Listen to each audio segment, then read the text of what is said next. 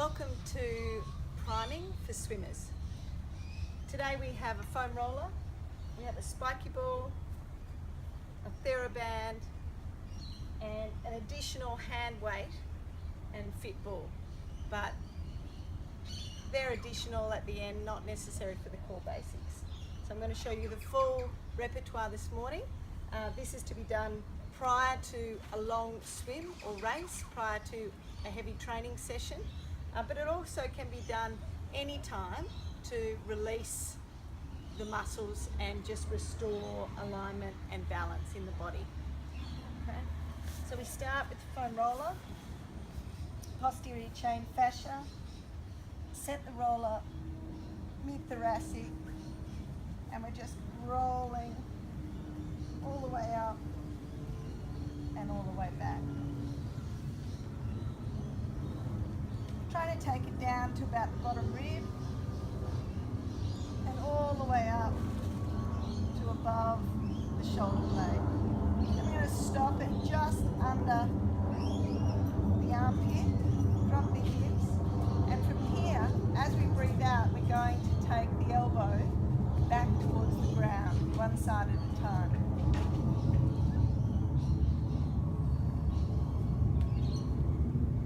Now what we're trying to do here is we're trying to pull down from the back of the elbow as opposed to push from the opposite side. So it's that motion. And we're triggering off teres minor and major here, a little bit of posterior deltoid. We're also freeing up healthy rotation in the mid-thoracic area. Then we come back up into a neutral position. Hips are off the ground just slightly.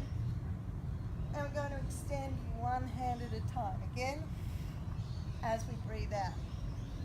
Really important that you push the opposing shoulder down into the foam roller as you lift, keeping track of the fingers up and down.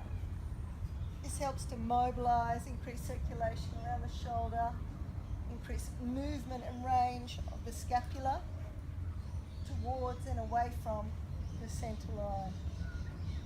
Also helps to trigger posterior deltoid insertion and down. Then we just roll it out, a bit like kneading. Roll it out all the way to finish.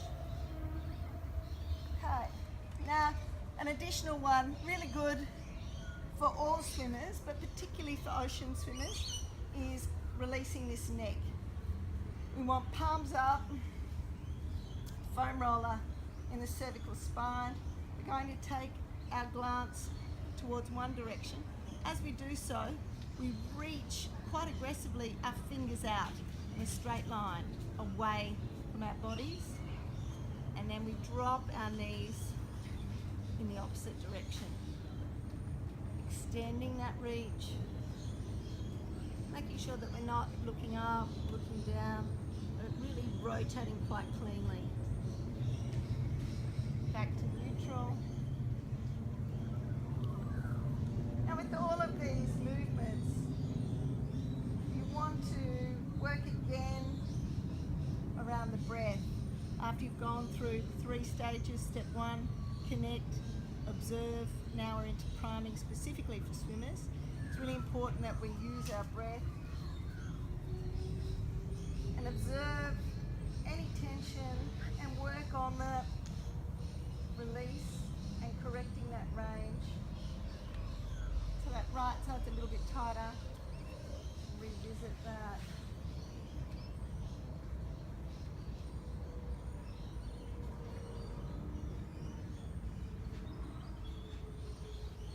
Great. Now we'll move on to the anterior chain. So we'll put the foam roller aside, coming down onto our tummies, forwards down, hands out. One hand comes in to the chest, and we walk the opposing hand out, lifting one knee up. Really take that shoulder out. Now this is quite a strong, aggressive pectoral stretch. Also really nice on scalenes, soft with the neck. Don't put any tension in the front of the body. Be soft, activate activate the back of the body, activate the rhomboids and those other traps, coordinating the rotated cuff to reach and walk those fingers out, then rotate and lift the knee up, looking for that range. You feel a lovely extension and challenge in the lats and in serratus anterior. Other side, so get both views. Walking that hand out.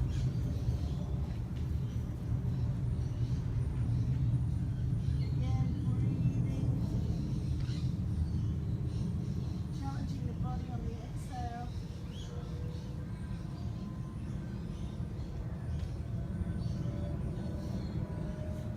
And back to neutral.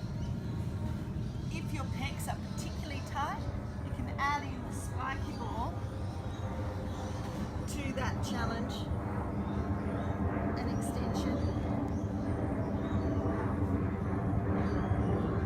just to improve range of motion that little bit. Okay, now we're coming into the shoulder joint itself, range of motion. Come into, in yoga, what they know as the dolphin position. And come up into downward dog. And we're going to push through, taking our chest back towards our toes.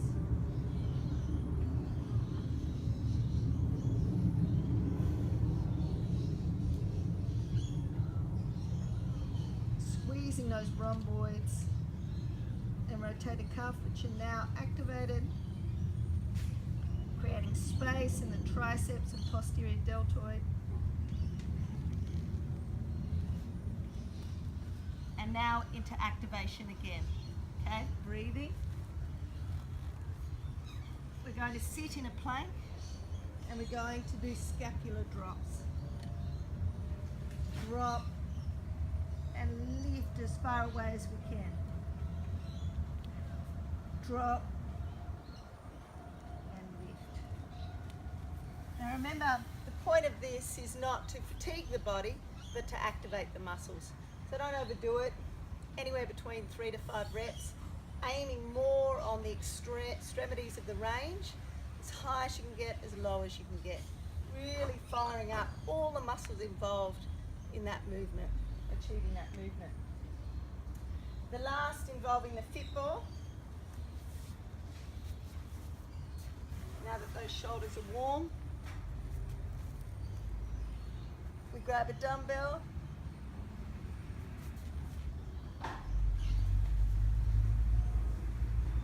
just grip as we would be doing tricep extension, and we're just letting those shoulders hang open. Ease the hips, try and form the shape of the fit ball with your spine. Breathing.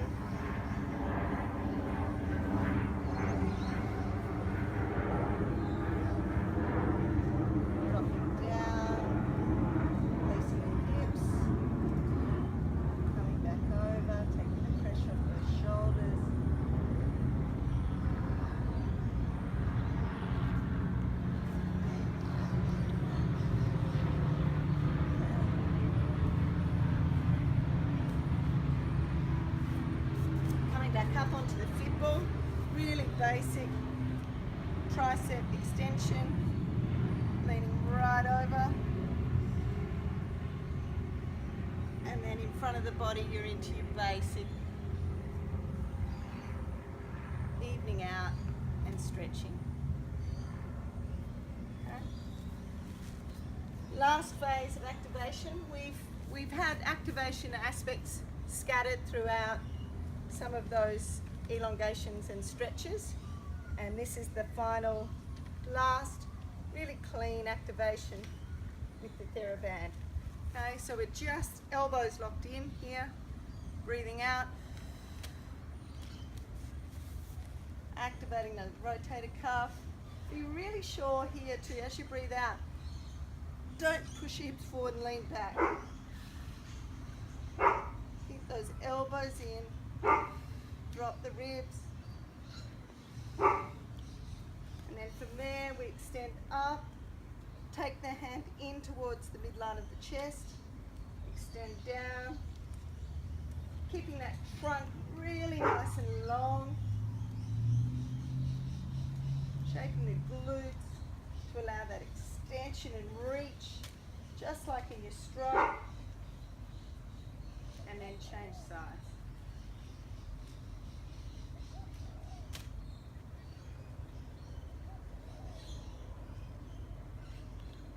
Now, it's really important in this final activation or primer for the muscles that you get the shoulder itself rotating back.